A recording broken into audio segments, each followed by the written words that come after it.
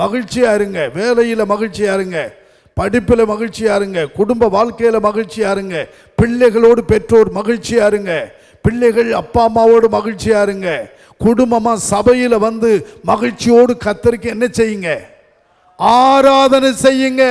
மகிழ்ச்சி இல்லாம வேண்டிக் கொண்டா பலன் இல்லை. மன மகிழ்ச்சி முதலாவது முக மலர்ச்சியை தரும்.